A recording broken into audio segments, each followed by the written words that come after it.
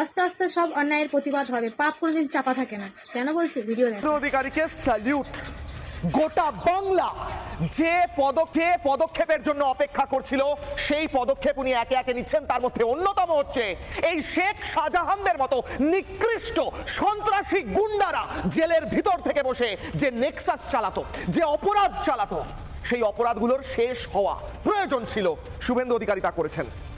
প্রাক্তন মুখ্যমন্ত্রী মমতা বন্দ্যোপাধ্যায় তা করেননি তো একদিকে ঠিকই, বরঞ্চ বলা ভালো হয়তো তিনি এতে মদতই দিয়েছেন, এমনটাই বলছেন অনেকে। কারণ তিনি তো পুলিশ মন্ত্রীও ছিলেন, স্বরাষ্ট্র দপ্তর তার আন্ডারে ছিল, এই সমস্ত কিছু তো তার করার কথা ছিল। 15 বছরে করেননি, এই সরকার এসে 10 দিনের ভিতর করতে পারছে।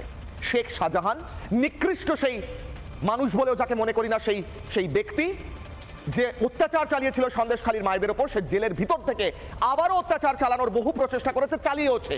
সন্দেশখালীর কুখ্যাত ক্রিমিনাল শাহজাহান সহ যারা জেলে বসে এখনো নেটওয়ার্ক চালাচ্ছেন, তাদের বিরুদ্ধেও কারা কর্তৃপক্ষকে with the help of Kolkata police এবং রাজ্য পুলিশ অবিলম্বে ব্যবস্থা নেওয়ার জন্য নির্দেশ জারি করা হচ্ছে।